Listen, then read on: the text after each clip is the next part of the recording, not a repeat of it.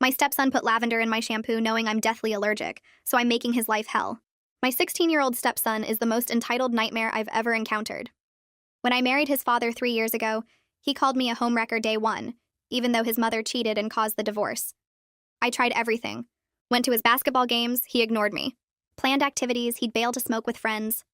Meanwhile, he verbally abuses me, uses racial slurs he calls jokes, and orders me around like a servant. "Get me McDonald's," he'll demand, then clap his hands.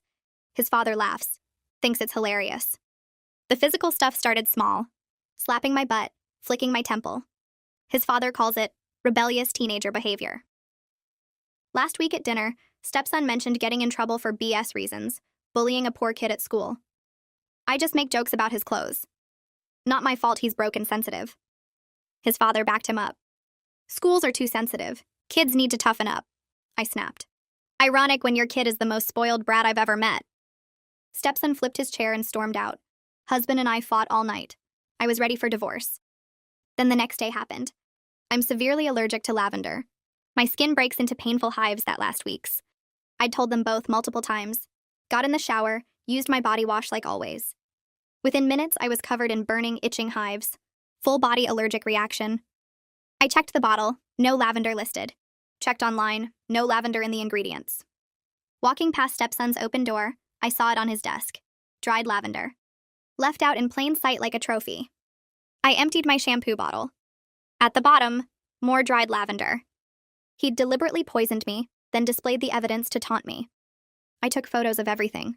The lavender on his desk, the contaminated bottles, my hives which were spreading up my neck toward my face. Documented it all. But I didn't tell my husband. Not yet. See, I realized something. My husband would minimize this too. Call it a prank. Say I'm overreacting. Maybe even blame me for not locking up my toiletries. So I started my revenge quietly. First, I replaced his expensive pre-workout with salt. Watched him gag at the gym, confused why his $80 supplement tasted like ocean water. Then I put hair removal cream in his styling gel. Just a little. Not enough to make him bald. Just enough for mysterious thinning that's driving him insane. His PlayStation account got mysteriously banned after someone reported him for the racist messages I screenshotted him sending. 3-month ban. He's losing his mind. I've been slowly increasing the temperature on his phone charger with a modifier app. His phone overheats constantly now. He's on his third replacement. The basketball shoes he loves? I've been loosening the stitching. They'll fall apart mid-game soon.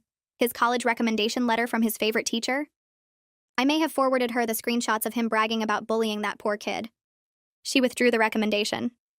But the masterpiece, I found his burner Instagram where he sells weed to kids at school. Screenshot sent anonymously to the principal and school resource officer. That investigation starts Monday. His father still doesn't know about the lavender. I'm saving that revelation for court. See, attempted poisoning is assault. With my medical records showing severe allergic reaction, the photos, and his history of escalating violence, my lawyer says I'll get everything. The house, alimony, and a restraining order against stepson. They think I'm weak because I took the abuse quietly. But I'm not weak. I was planning. Tomorrow, when the school calls about the drug investigation, when his PlayStation account stays banned, when his college dreams crumble, when his shoes fall apart at the championship game, when his father gets served divorce papers citing attempted assault with a known allergen, then they'll understand that the sensitive homewrecker they mocked was actually documenting everything. Building a case. Destroying them legally while they laughed at their own cruelty. The lavender is still on his desk. He looks at it and smirks every morning, thinking he won. He has no idea that little pile of dried flowers is about to cost him everything. Monday morning, the alarm pulled me out of sleep at 6:30. I rolled over and grabbed my phone to shut it off, and through the half-open door across the hall, I could see his desk. The lavender was still there, just sitting out in the open like a trophy, those dried purple flowers he'd used to poison me.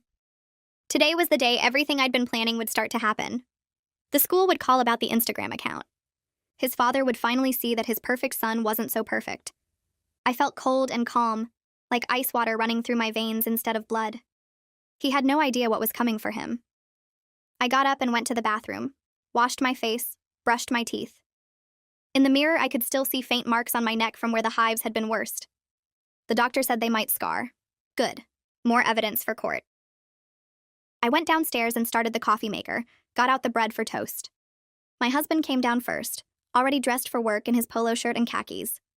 He poured himself coffee and sat at the table scrolling through his phone. Then I heard heavy footsteps on the stairs and my stepson appeared, wearing basketball shorts and a hoodie. He grabbed a bowl and poured cereal, splashing milk everywhere and not cleaning it up. I sat down with my tablet and pretended to read the news.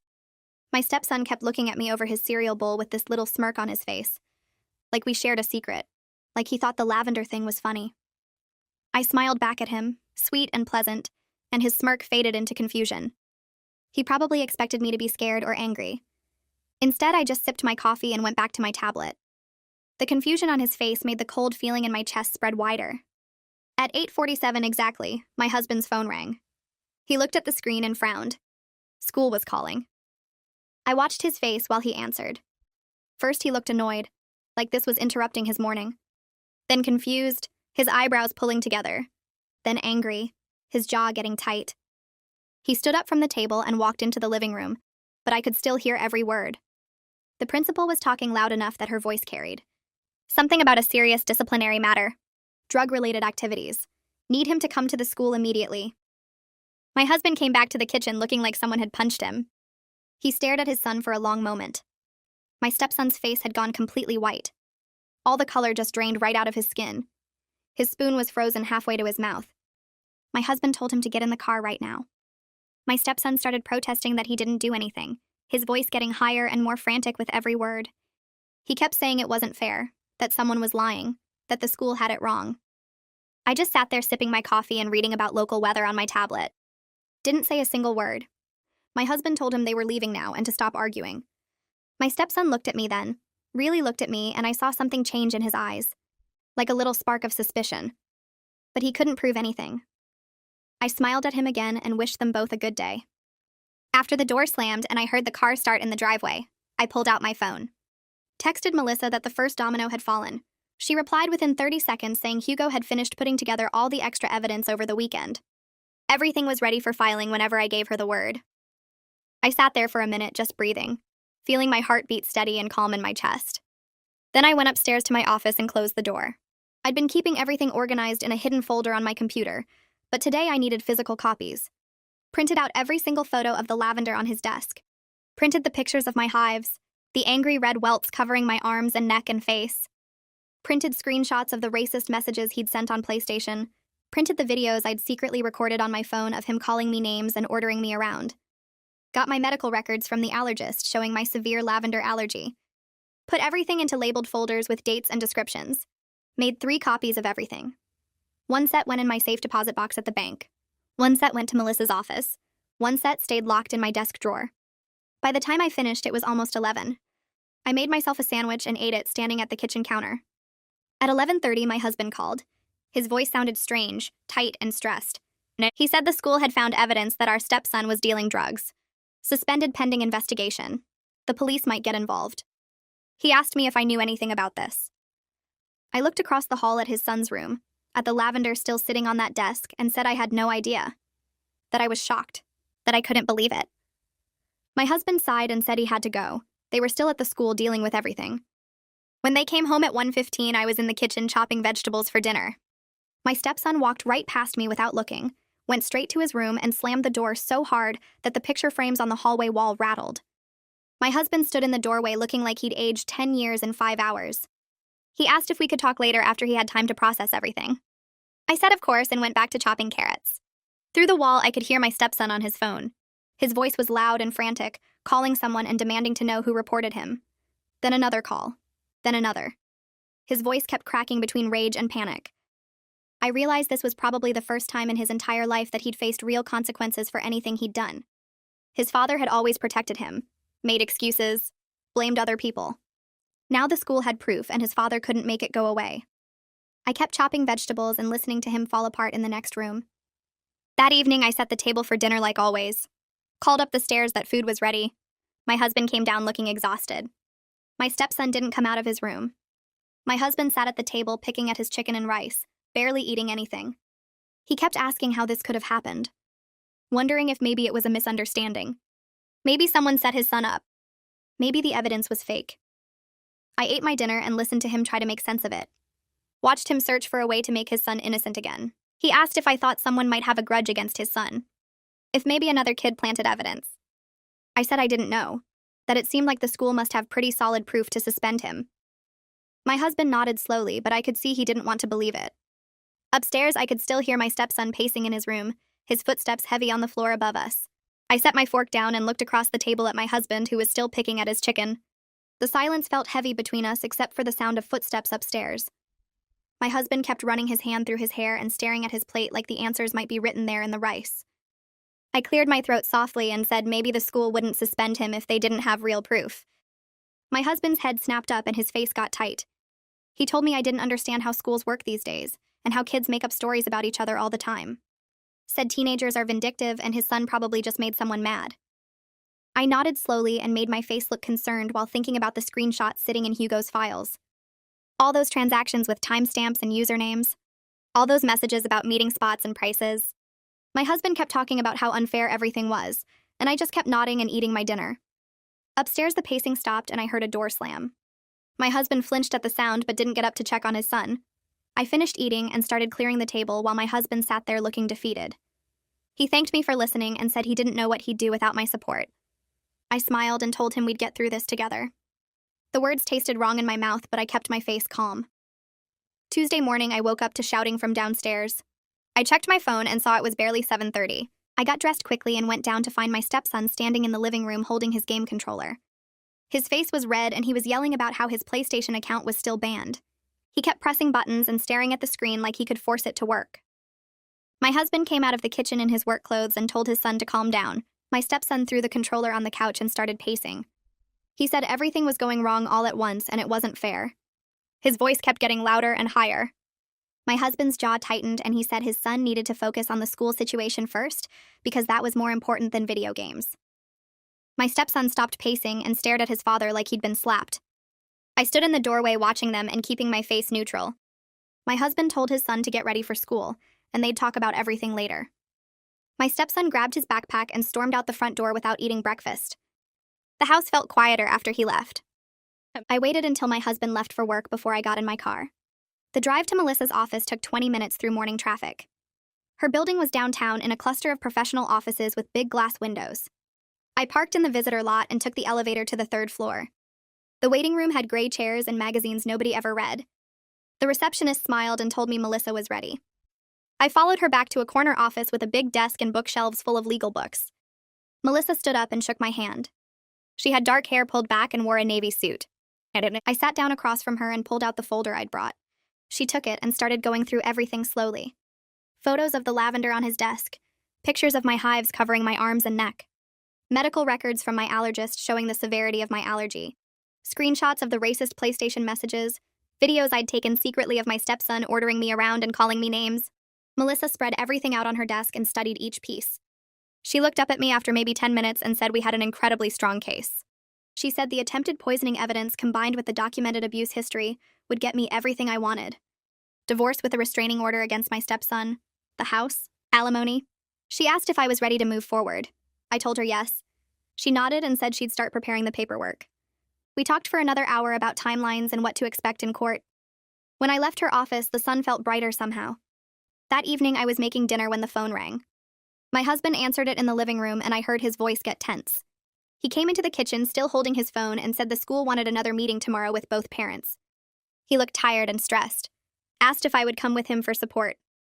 I wiped my hands on a towel and said of course I would. He thanked me and went back to the living room.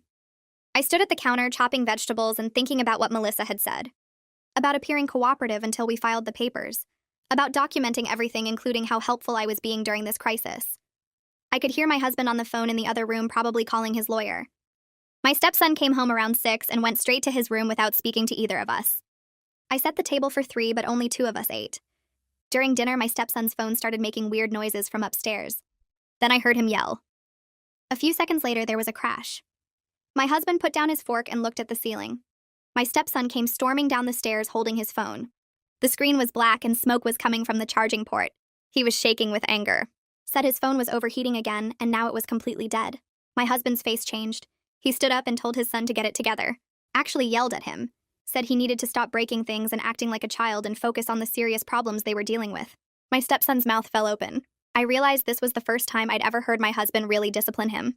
My stepson threw the dead phone on the counter and went back upstairs. My husband sat back down and put his head in his hands. I ate my dinner and didn't say anything. Wednesday morning, I woke up early and got dressed for the school meeting. I was in the bathroom doing my makeup when I heard weird sounds from my stepson's room, drawers opening and closing, things being moved around. I walked past his door on my way downstairs and saw him pulling books off his shelf and looking behind them. His desk was a mess with papers everywhere. He looked frantic. I kept walking and made coffee in the kitchen. Later, when we were all in the car heading to the school, I realized what he'd been searching for: the lavender. He must have finally figured out that the evidence of what he did to me was sitting right there on his desk where anyone could see it, where I'd photographed it from multiple angles with timestamps. I almost smiled but caught myself. My husband was driving and my stepson sat in the back seat staring out the window. Nobody talked the whole drive. The school meeting was in a conference room near the principal's office. Francine Walker was already there when we arrived. She was maybe 50 with gray hair and glasses. Nathaniel Barnes sat next to her in his uniform. He was the school resource officer and he had a folder in front of him that looked thick. We all sat down around the table. My husband and stepson on one side. Me on the other side next to the door. Francine Walker started talking about the investigation. Said they'd found substantial evidence that my stepson was using a secret Instagram account to sell marijuana to other students. Nathaniel Barnes opened his folder and pulled out printed screenshots. Transaction messages with times and dates. Photos of cash and small bags. Messages where my stepson discussed prices and meeting locations. He spread them across the table. My husband's face went pale as he looked at everything. He kept saying there must be some mistake. Nathaniel Barnes said there was no mistake. They'd verified the account belonged to my stepson through IP addresses and device information. My stepson sat there with his arms crossed tight against his chest. He wouldn't look at anyone. Just stared at the wall with his jaw clenched. Francine Walker said the suspension would continue pending the investigation. My husband started arguing that his son was a good kid who made one mistake. Nathaniel Barnes cut him off and said this wasn't one mistake. Said the account showed months of activity with dozens of transactions. The door opened and the guidance counselor came in. She was younger than Francine Walker with blonde hair. She sat down at the end of the table and looked uncomfortable. Francine Walker asked her to explain about the recommendation letter. The guidance counselor looked at my stepson and said she was withdrawing the letter she'd written for his college applications. Said she'd been made aware of other behavioral issues, including bullying another student. My stepson's face changed. His arms dropped to his sides. For the first time since this all started, I saw him look actually scared instead of just angry.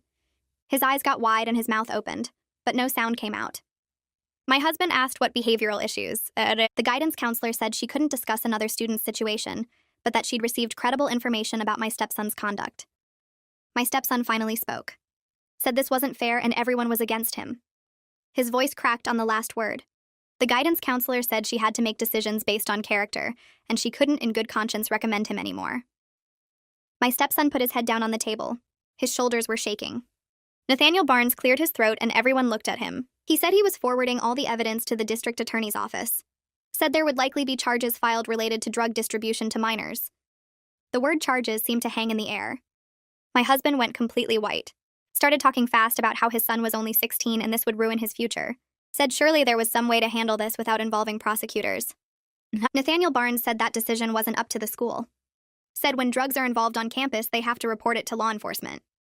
My husband kept trying to argue. Kept saying his son made a mistake, but he wasn't a criminal. Francine Walker said the meeting was over and they'd be in touch about next steps. We all stood up. My stepson walked out first without waiting for us. I got to the car before them, sat in the front seat and watched through the windshield as my husband and stepson stood in the parking lot. My stepson was yelling.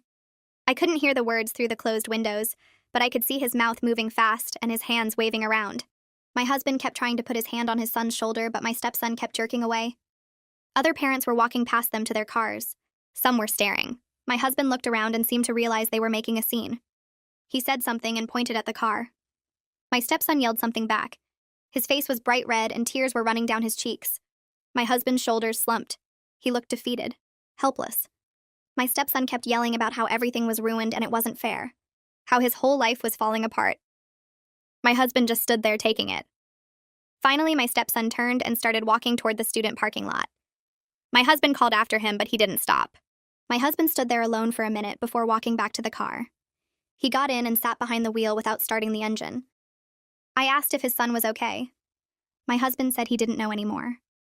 We drove home in silence. My husband kept his hands tight on the wheel and his jaw clenched. I stared out the window and thought about how his son was probably searching his room right now for something to break or someone to blame. When we pulled into the driveway, my stepson's car was already there. My husband turned off the engine but didn't move. I asked if he was coming inside. He said he needed a minute. I got out and walked to the house alone. Inside, I heard drawers slamming upstairs. My stepson was tearing through his room looking for something. I went to the kitchen and poured myself water. The slamming stopped. Footsteps thundered down the stairs. My stepson appeared in the doorway holding his basketball shoes, the expensive ones I'd been working on for weeks. He was staring at the sole where the stitching had started to come loose. His face was red and his eyes were wild. He asked what I did to his shoes. I looked at him confused and asked what he meant. He held them up and showed me the loose threads. Said they were fine yesterday and now they're falling apart right before Friday's championship game. I told him shoes wear out sometimes. He threw them on the floor and called me a liar. Said everything was fine until I came into his life. My husband came through the door then. Asked what was going on. My stepson pointed at his shoes and said I sabotaged them. My husband picked up one of the shoes and looked at it. Turned it over in his hands. I could see him trying to figure out if his son was being paranoid or if there was something actually wrong. He asked when I would have had time to mess with the shoes. My stepson said I had plenty of time while they were at the school. That I was trying to ruin everything for him. My husband looked at me. I shrugged and said the shoes were probably just cheaply made. My stepson lost it. Started screaming that I was a liar and everyone believed me over him. That his whole life was falling apart and it was all my fault. My husband told him to calm down. My stepson said he wouldn't calm down because nobody was listening to him. He stormed back upstairs and slammed his door so hard the whole house shook. My husband stood there holding the shoe. He looked tired. Old. Like he'd aged 5 years in one day. He asked if I really didn't touch the shoes. I met his eyes and said I didn't touch his shoes. Which was technically true. I'd touched the stitching, not the shoes themselves. He nodded slowly and set the shoe on the counter. Said his son was under a lot of stress. I agreed that he probably was. My husband went to the living room and turned on the TV. I stayed in the kitchen and pulled out my phone. Texted Melissa that things were getting worse at home. She responded immediately asking if I felt safe. I looked toward the living room where my husband sat staring at nothing. Looked up at the ceiling where my stepson was probably plotting his next move. Texted back that I wasn't sure anymore. Melissa said I told her I'd think about it. Put my phone away and started making dinner even though nobody would eat it. That night, I called Monica Sharma from my car in the driveway. Told her about the school meeting and the shoe incident and how my stepson was getting more desperate. She asked if I felt safe at home. Same question Melissa had asked. I realized I'd been asked that twice in one day and still didn't have a good answer. Monica said that when people feel cornered, they often lash out. That my stepson had lost his reputation, his college prospects, and his sense of control all in 1 week. She asked what I thought he might do next. I said I didn't know, but I was documenting everything just in case. She asked if I had a safety plan. I admitted I didn't. She walked me through making one. Where I would go if things escalated. Who I would call. What I would take with me. By the time we hung up, I had a bag packed in my car trunk with clothes and my important documents. Just in case. Thursday morning, my stepson got a phone call at breakfast. He looked at the screen and his face changed. Answered it and said hello in a careful voice. Listened for a minute. Said yes, he could come by. Hung up and told my husband his teacher wanted to see him. My husband asked which teacher. My stepson said his favorite one. The one who wrote his recommendation letter. My husband's face brightened a little. Said maybe she wanted to talk about the situation. Help him figure things out. My stepson didn't look hopeful. He looked scared. He left 20 minutes later. I cleaned up breakfast and waited. My husband went to his home office to work. I sat in the living room pretending to read. 2 hours passed. The front door opened. My stepson came in and walked straight past me without looking. His face was blank, empty, like someone had scooped out everything inside him. My husband came out of his office asking how it went. My stepson stopped on the stairs. Said she withdrew her recommendation letter. The words came out flat, emotionless. My husband froze, asked what he meant. My stepson turned around slowly. Said the guidance counselor told her about everything, the drugs, the bullying. She couldn't recommend him anymore. Said it went against her values. My husband started saying they'd figure something out. That other teachers could write letters. That this wasn't the end of the world. My stepson's face twisted. He screamed that his father didn't understand anything. That his entire future was falling apart because of lies. That everyone believed the worst about him without giving him a chance. His voice cracked on the last word. My husband tried to walk toward him, but my stepson backed up the stairs. Said his father never protected him from anything. Never stood up for him when it mattered. Just let everyone destroy his life. He disappeared upstairs. His door slammed. My husband stood at the bottom of the stairs, looking lost. I stayed on the couch. Didn't say anything. What could I say that wouldn't make it worse? Later that afternoon, I heard my stepson's voice through his door. He was on the phone. His tone was different, softer, almost childlike. I moved closer to listen. He was talking to his mother, begging her to help him, saying everyone was against him and nothing was fair, that the school was lying about the drugs, that his stepmother poisoned everyone against him. His voice broke. He was crying. Actually crying.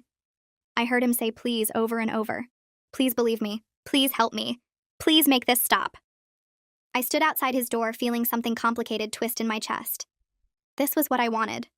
To watch him break. To see him lose everything like he'd tried to make me lose everything. But hearing him cry to his mother made me feel strange. Not guilty exactly. Just aware that I'd set something in motion that couldn't be stopped. I went back downstairs. My husband was drinking beer on the couch even though it was only 4 p.m. I asked if he was okay. He didn't answer. Friday morning arrived. My stepson came downstairs dressed in his basketball uniform. His eyes were red, but his jaw was set. My husband asked if he was sure he wanted to play. My stepson said he had to. This was the championship game. Scouts would be there. He couldn't miss it. My husband nodded. Said he'd be there cheering him on. My stepson looked at me. Asked if I was coming. I said I wouldn't miss it. Something flickered in his eyes. Suspicion, maybe? Or fear. He left for school early. My husband and I drove separately to the game that evening. The tension between us felt thick enough to choke on. The gymnasium was already packed when I arrived. Parents filled the bleachers. Students crowded along the walls. I spotted 2 men in the corner with clipboards. Scouts. My stepson was warming up on the court. He looked focused, aggressive, like he was trying to prove something to everyone watching. The game started. My stepson played hard. Too hard. He was pushing other players and taking wild shots. The coach kept yelling at him to slow down, to play smart. He wasn't listening. Halfway through the second quarter, he got the ball and drove toward the basket. Jumped high for a layup. His shoe exploded. The sole separated from the upper and flapped loose. He landed wrong, stumbled. The shoe fell completely apart on his foot. The whole gymnasium saw it. Parents gasped. Students laughed. The other team grabbed the ball and scored while my stepson stood there in one shoe staring at the pieces on the floor. The coach called timeout. My stepson limped to the bench. His face was bright red. The coach was talking to him, but my stepson just sat there with his head in his hands. They tried to tape the shoe back together, but it was useless. The stitching had given way completely. My stepson sat on the bench for the rest of the game. His teammates played without him. They were losing. The scouts in the corner made notes on their clipboards and left before the fourth quarter ended. My husband got up and walked out. I stayed until the final buzzer. Watched my stepson sitting there alone while his team lost by 15 points. At home that night, my stepson wouldn't come out of his room. My husband sat on the couch with another beer, then another. He stared at the TV, but I don't think he was seeing it. I made dinner that nobody ate. Around midnight, I walked past my husband still on the couch. He was looking at nothing. His eyes were distant, calculating. I realized he was starting to see it. How everything was falling apart at once. How the timing was too perfect. How his son's perfect life was crumbling in ways that seemed almost planned. He looked at me. Really looked at me.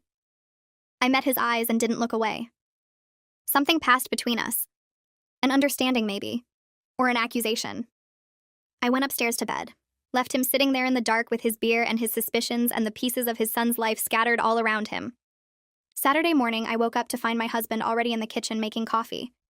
He stood at the counter with his back to me, shoulders tight. I poured myself a cup and sat at the table. He turned around and looked at me for a long moment. Then he asked if I thought it was strange that everything was going wrong for his son at once. His voice was careful, testing. I met his eyes and kept my face neutral. I asked what he was implying. My voice came out steady with just the right amount of hurt. He blinked and his jaw worked like he was chewing on words he couldn't quite say. I waited. Let the silence stretch between us. Finally, I added that if he was suggesting I had something to do with his son's problems, that was pretty insulting considering I'd been nothing but supportive through all of this. He backed down immediately, put his hands up and said he was sorry, said the stress was making him paranoid, that he didn't mean anything by it. But I saw it in his eyes. The doubt, the suspicion he couldn't quite articulate or prove. He was starting to see the pattern even if he couldn't connect the dots. I nodded and said I understood he was under pressure. Reached across and squeezed his hand. Told him we'd get through this together. He squeezed back, but his eyes stayed distant. Calculating. That afternoon, I was sitting on the couch with my laptop when I heard footsteps on the stairs. My stepson came down slowly, stopped at the bottom, and just stared at me. I looked up from my screen and smiled, asked if he needed something. He didn't answer right away, just kept staring with this new expression on his face. Something had shifted. The usual anger and contempt were still there, but underneath was something else. Wariness, maybe. Or the beginning of real fear. I realized he was starting to put pieces together about the timing of his disasters. The PlayStation ban right after the school investigation started. His phone problems getting worse each day. The shoes falling apart at the exact wrong moment. He was seeing it now. The pattern. I kept my expression open and friendly. Asked again if he was okay. He shook his head and asked if I had anything to do with his PlayStation getting banned. Or his phone problems. The question came out aggressive, but I heard the uncertainty underneath. I let my face fall. Looked confused and hurt. Asked why he would think I even knew how to do things like that. Said I barely understood technology beyond basic email and social media. He stared at me for another long moment, searching my face for something. I held his gaze and let my eyes get a little wet. Like I was about to cry from the accusation. He made a disgusted sound and stormed back upstairs, slammed his door hard enough to shake the walls. Sunday morning, I was in the kitchen making breakfast when I heard shouting from upstairs. My stepson's voice, high and panicked. I froze with the spatula in my hand and listened. He was yelling about someone reporting him to the school, about how he was going to find out who did it. My husband's footsteps pounded down the hallway and I heard him asking what was wrong. More shouting. My stepson saying he knew it was me, that I'd been planning this, that I was trying to ruin his life. I set down the spatula and walked to the bottom of the stairs. My husband appeared at the top looking exhausted, asked me to come up. I climbed the stairs slowly, found my stepson standing in his doorway with his phone in his hand. His face was red and his eyes were wild. He pointed at me and said I did this, that I reported him, that I was behind everything. My husband put a hand on his son's shoulder and asked him to calm down, to think about what he was saying. I stayed calm and asked what evidence he had. My voice was quiet, reasonable. My stepson sputtered and said he just knew. That it was too convenient. That everything started going wrong right after our fight at dinner. I tilted my head and asked how I would even know about his Instagram account. Said I didn't even follow him on social media because he'd blocked me years ago. My husband looked between us. The doubt was back in his eyes, but now it was mixed with something else. Confusion about who to believe. The argument escalated fast. My stepson got louder and more aggressive, started moving toward me. My husband stepped between us and told his son to back off. My stepson shoved past him and got right in my face, close enough that I could smell the stale sleep on his breath. He said he knew I did this, that he was going to prove it. I stood very still and kept my voice level. Said I didn't feel safe with these accusations flying around, that maybe I should go stay with my sister for the day. My husband agreed immediately, too quickly, like he was relieved to have an excuse to separate us. I went to our bedroom and packed an overnight bag while they argued in the hallway. My stepson was still shouting, still insisting I was behind everything. I walked past them without making eye contact. Heard my husband tell his son to go to his room. Heard the door slam again. I drove to a coffee shop instead of my sister's house. Sat in a corner booth and opened my laptop. Checked my email, scrolled through social media. Gave them 3 hours alone in the house.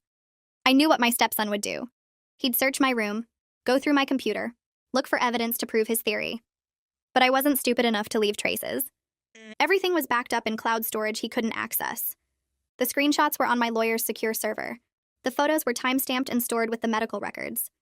He wouldn't find anything except normal everyday files and boring emails. When I finally drove back home around 6 that evening, my husband met me at the door. He looked apologetic, said his son had calmed down, that he was just stressed and lashing out because everything was falling apart. I nodded and said I understood. Went inside and saw my bedroom had been disturbed. Drawers not quite closed all the way. My laptop moved slightly from where I'd left it. The violation made something cold settle in my chest. Made my decision to file for divorce even easier. My husband followed me upstairs asking if I wanted to talk. I said I was tired, that we could talk tomorrow. He accepted that and left me alone. My stepson stayed locked in his room all evening. Didn't come down for dinner. I made pasta and ate alone at the kitchen table while my husband sat in the living room with his phone. The house felt heavy with suspicion and unspoken accusations. I cleaned up the dishes and went to bed early. I lay in the dark listening to my husband moving around downstairs. Heard him finally come up around midnight. He got into bed carefully. Didn't touch me. We lay there in the darkness on opposite sides of the mattress like strangers. Monday morning, I told my husband I was working from home. He looked relieved, probably glad he wouldn't have to navigate the tension between me and his son. They left together around 7:30.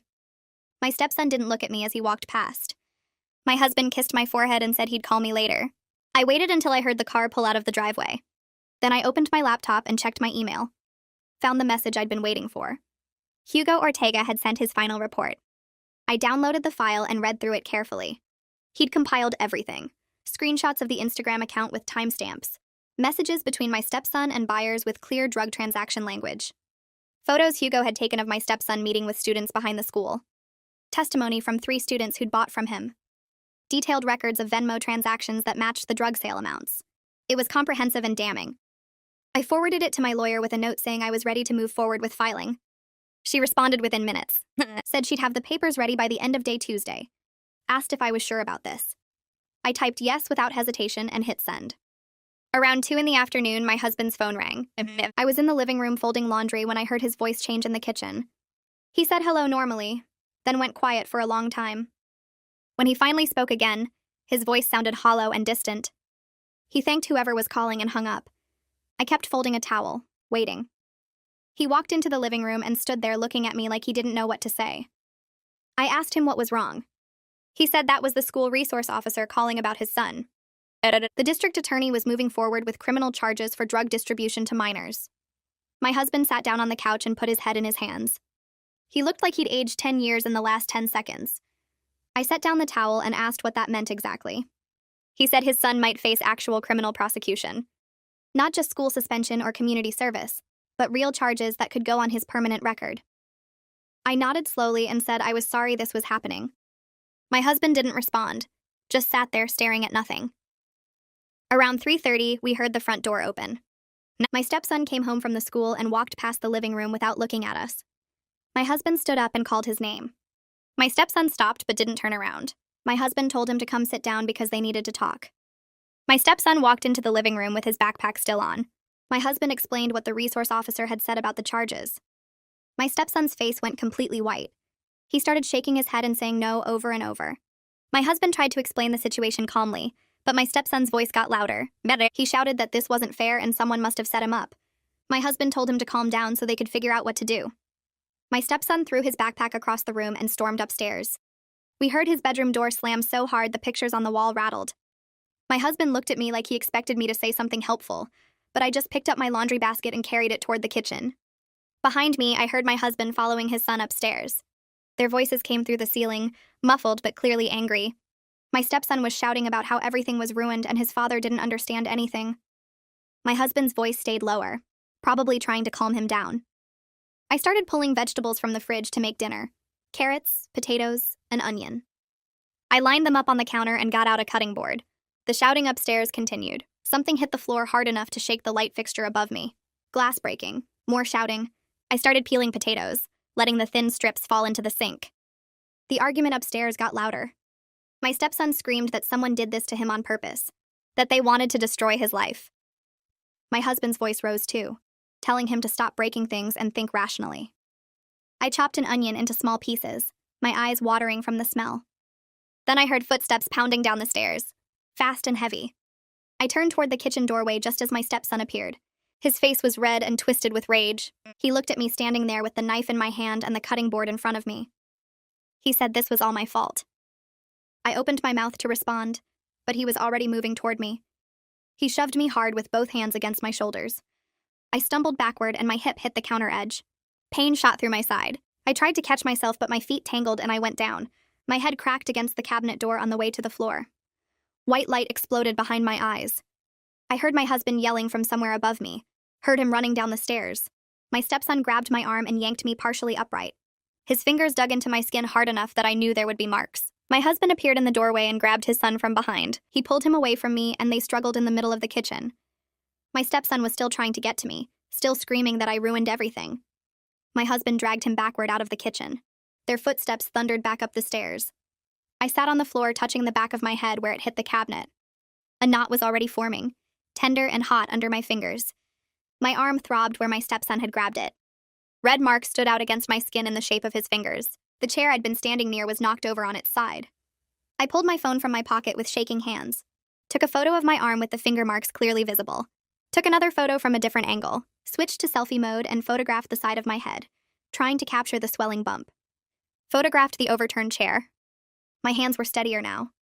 I heard my husband's voice upstairs, still raised but not shouting anymore. Heard a door close, not slam this time, just close firmly. Then footsteps coming back down the stairs. My husband appeared in the kitchen doorway. He looked at me sitting on the floor and his expression changed from angry to worried. He asked if I was okay. I said I hit my head pretty hard. He came closer and reached down to help me up. I let him pull me to my feet. He looked at my arm and saw the marks. Looked at my head. Asked again if I was okay. I said I didn't know yet. He nodded and opened his mouth to say something else. Then he said he knew his son was out of control, but could I please not call the police? I stared at him. He kept talking, saying his son was already facing criminal charges and adding assault charges on top of that would make everything so much worse. I felt something cold settle in my chest. I told him I needed to go to the emergency room. He asked if that was really necessary or if I could just put some ice on it. I walked past him toward the front door. He followed me asking where I was going. I said the emergency room like I just told him. He said he'd drive me. I said no, I'd drive myself. Got my purse and keys from the hall table. My husband stood there looking helpless and confused. Asked me to please think about what calling the police would do to his son's situation. I opened the front door and walked out without responding. Drove to the hospital with my head pounding and my arm throbbing. At the emergency room, I checked in and explained I'd been assaulted at home. The intake nurse's expression changed immediately. She took me back to an exam room within minutes. The doctor who came in was a woman in her 40s with kind eyes. She asked me what happened. I told her everything. About my stepson shoving me and grabbing my arm. About hitting my head on the cabinet. She examined the bump on my head carefully. Checked my vision and asked about dizziness or nausea. Then she looked at my arm and the finger-shaped bruises. She asked if there was any other history of violence in the home. I pulled up the photos on my phone, showed her the pictures of my hives from the lavender poisoning, explained about my severe allergy and how my stepson had deliberately contaminated my body wash. The doctor's face got very serious. She asked if I'd reported the poisoning. I said no, not yet. She said she needed to document everything for my medical records. She took new photographs of my head injury and my arm, photographed the old hive scars that were still faintly visible on my skin, wrote detailed notes about the assault and the prior poisoning incident. She asked if I felt safe going home. I said I wasn't sure. She gave me information about domestic violence resources and said my medical records would be available if I needed them for legal purposes. I thanked her and sat in the exam room after she left. Pulled out my phone and called Melissa. She answered on the second ring. I told her what happened. I told her about my stepson attacking me and my husband asking me not to call the police. Melissa was quiet for a moment. Then she said this was the final piece of evidence we needed. Asked if I was ready to file the divorce papers tomorrow. I said yes without even hesitating. She said she'd have everything ready first thing in the morning. I hung up and sat there in the sterile exam room with the fluorescent lights humming above me. My head still hurt, but the pain felt distant now. The discharge nurse came in with paperwork and instructions for monitoring head injuries. I drove home around 10:30 that night. The house was dark except for the living room lamp. I walked in and found my husband sitting on the couch waiting for me. He stood up when he saw me, asked how I was. I didn't answer. Instead, I pulled up the photos on my phone.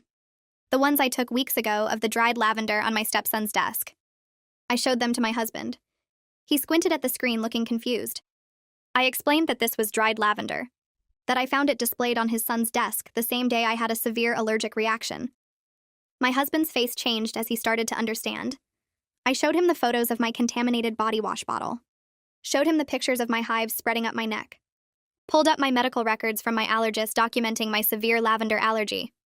Told him his son had deliberately put lavender in my body wash, knowing it would hurt me. Then left the evidence out on his desk like a trophy. My husband stared at the phone screen for a long time. I watched his face carefully. Watched him trying to process what I was showing him. He finally looked up at me and said maybe it was just a prank that went too far. Maybe his son didn't realize how serious my allergy was. I felt something break inside my chest. I told him I'd explained my allergy multiple times. Told him his son knew exactly what he was doing. My husband said his son was just a teenager who made a stupid mistake. I said poisoning someone isn't a mistake. He asked what I expected him to do about it. That's when I realized he was asking me to let it go. To forgive attempted poisoning the same way I was supposed to forgive everything else. And I told him his son tried to poison me and then displayed the evidence like a trophy because he thought he could get away with it. My husband rubbed his face with both hands, said his son was already facing criminal charges and didn't need more problems. I asked if he understood that his son deliberately tried to hurt me. He said he understood it looked bad, but maybe we could talk to his son about it. Make sure he understood how serious it was. I stared at my husband and realized I was looking at a stranger. I told him I needed to think about everything that happened. I needed space to figure out what came next. He said his son was just scared and acting out, which made me realize he still didn't get it. His son tried to poison me on purpose, left the proof out where I could see it, then attacked me hard enough to leave bruises and a bump on my head. My husband kept saying we could work through this as a family. I asked him how we work through attempted poisoning. He didn't have an answer for that, just kept circling back to his son being troubled and needing support. I pointed out that I needed support too after being poisoned and assaulted. He said he knew that, but his son was still a kid who made mistakes. I stopped arguing around 2 a.m. My head hurt too much and nothing I said was getting through to him anyway. He never asked if I was okay. Never apologized for what his son did. Just kept defending and making excuses like always. Monday morning, I woke up early and packed a bag while my husband was in the shower and threw clothes in without really looking at what I grabbed. My head still ached from hitting the cabinet. The bruises on my arm had turned dark purple overnight. I heard the shower turn off and moved faster. He came out of the bathroom with a towel around his waist and stopped when he saw my bag. Asked where I was going. I told him I was staying with my sister until I figured things out. Said I didn't feel safe here anymore. He tried to step closer, but I moved back. He promised he would talk to his son about boundaries. Said we could set up some ground rules and make sure nothing like this happened again. I stared at him and realized he still thought this was about better communication. Like his son poisoning me was a boundary issue we could solve with a family meeting. I picked up my bag and walked past him. He followed me down the stairs, calling my name and asking me to wait, saying we should talk more before I made any big decisions. I kept walking to my car, got in and locked the doors. Saw him standing in the doorway in his towel looking confused and upset. I backed out of the driveway while he was still talking. My sister lives 20 minutes away in a smaller house she bought after her divorce. She was at work when I got there but had given me a key years ago. I let myself in and sat on her couch staring at nothing. My phone buzzed with texts from my husband. I turned it off. Sat there for maybe an hour just breathing and trying to process that I'd actually left. Then I turned my phone back on and called Melissa. She answered on the second ring like she'd been waiting. I told her to file everything. She asked if I was sure, and I said yes without even pausing to think about it. She said the papers would be ready by the end of day, and we could serve him tomorrow. I thanked her and hung up. Felt relieved and scared at the same time. Like I'd just jumped off something high and was still falling. Tuesday afternoon, my phone lit up with a text from Melissa. Just said it was done. A process server had delivered divorce papers and a temporary restraining order to my husband at his office. I sat on my sister's couch holding my phone and trying to process that I'd just ended my marriage. My sister came home and found me there. She didn't ask questions, just made tea and sat with me while I stared at the wall. My phone started ringing around 4. My husband's name kept popping up. I didn't answer. He called 17 times in 2 hours. Finally stopped and started leaving voicemails instead. I listened to them later that night. The first few were confused, asking what was happening and why I'd done this. Then they got angry, saying I was overreacting and being dramatic. Then they turned pleading, begging me to come home so we could talk, saying he loved me and we could fix this. Not once did he mention the poisoning or the assault. Like those things didn't even matter compared to me filing for divorce. Wednesday morning, I met Melissa at her office to prepare for the emergency restraining order hearing. She had organized all my evidence into a presentation on her laptop. Photos of the lavender on his desk, pictures of my contaminated body wash, medical records from my allergist showing my severe allergy, photos of my hives spreading up my neck, screenshots of the racist messages, videos of him verbally abusing me, medical records from the ER documenting my head injury and bruises. She'd put it all together in a way that clearly showed 3 years of getting worse and worse until it ended with poisoning and assault. I sat there looking at my life laid out in slides and felt sick. Melissa asked if I was okay, and I said I didn't know. She said the judge would see this for what it was, that I had a strong case and would be protected. That afternoon, Melissa called to say my husband's lawyer had contacted her. They wanted to negotiate, suggested couples counseling, and offered to send his son to live with his mother. Melissa asked what I wanted to do. I said we weren't negotiating. She sounded pleased when she told them we'd see them in court. My husband called again that night from a different number. I almost didn't answer, but something made me pick up. He was crying, asking how I could do this to him, saying he didn't understand how we got here. I told him his son tried to poison me and then displayed the evidence like a trophy, then attacked me and left bruises. He said he knew his son messed up, but we could work through it. I hung up on him. Thursday afternoon, Melissa texted that my stepson had been formally charged with possession with intent to distribute. The school had handed over all the evidence to the police. Screenshots of his burner account, messages arranging sales, student testimony, everything Hugo had helped document. My husband called from yet another number I didn't recognize.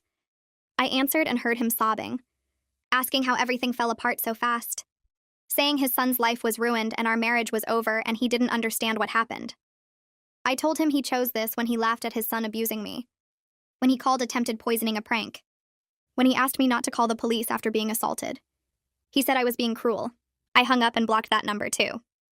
The following Tuesday, we had our court hearing for the restraining order. I sat in the courtroom wearing a nice dress my sister had bought me. My husband sat on the other side with his lawyer.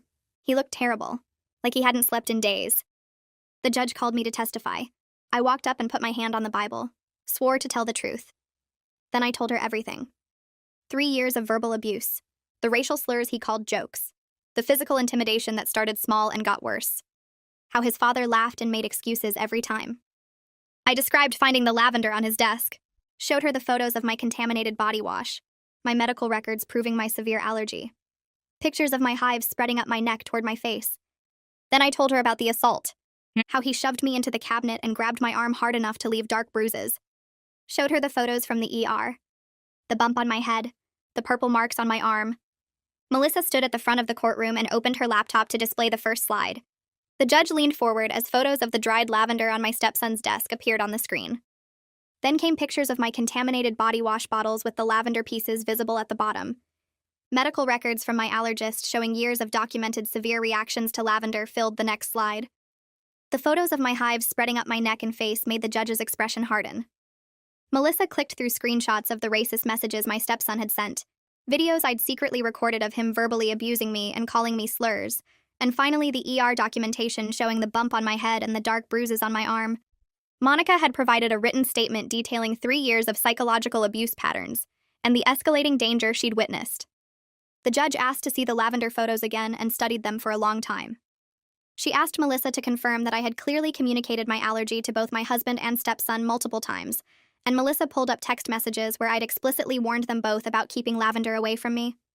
My husband's lawyer stood up and started talking about how teenage boys make poor choices and don't always think through consequences. He said my stepson was going through a difficult time with the divorce and was acting out because he felt abandoned. The judge held up her hand and cut him off mid-sentence. She said that deliberately contaminating someone's personal care products with a substance they're severely allergic to isn't a teenage mistake or poor judgment.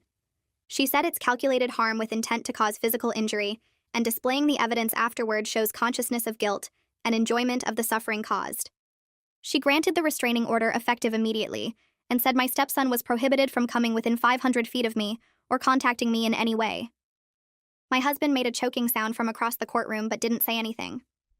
2 weeks passed and I stayed at my sister's house, sleeping better than I had in years despite everything falling apart. Melissa called to tell me that my stepson's criminal case was moving forward with formal charges for drug distribution and assault. She said the district attorney was treating it seriously because of the evidence of ongoing sales to minors and the documented medical harm from the assault. The hearing was scheduled for Thursday afternoon, and I asked if I needed to attend. She said no, that this was just procedural, but she'd keep me informed of everything that happened. Thursday evening, my sister's friend texted her that she'd seen my husband at the courthouse looking completely broken. She said he sat alone in the hallway before the hearing with his head in his hands, and when she tried to say hello, he didn't even seem to recognize her. My sister asked if I wanted to know these details, and I said yes, that I needed to understand what was happening even if it felt strange to hear about his pain. The friend said my stepson had been there too, wearing a suit that looked too big for him, and he'd cried during the hearing when the charges were read out loud. Part of me felt satisfaction knowing they were finally facing consequences, but another part felt tired and sad that it had come to this point. The divorce proceedings moved faster than I expected because my husband didn't contest anything. Melissa explained that his lawyer had advised him that fighting would mean all the abuse evidence becoming public record during court proceedings. She said they were worried about how that would affect my stepson's criminal case, that having detailed documentation of his violent behavior and racial harassment would make him look worse to the judge handling the drug and assault charges.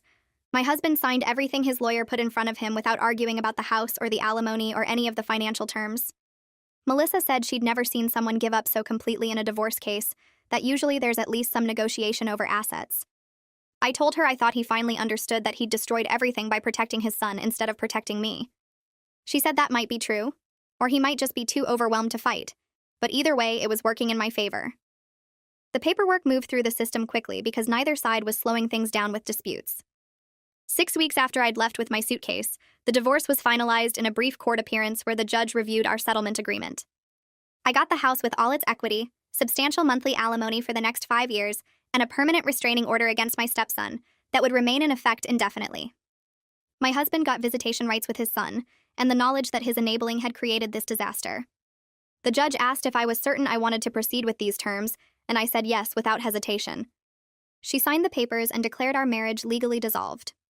Walking out of the courthouse, I felt lighter and heavier at the same time, like I'd won something important but lost something too. Melissa walked me to my car and said I should be proud of myself for getting out safely with my rights protected. I thanked her for everything she'd done and drove back to my sister's house to pack up my things. I'm living back in the house now with new locks on all the doors and a security system that monitors every entrance.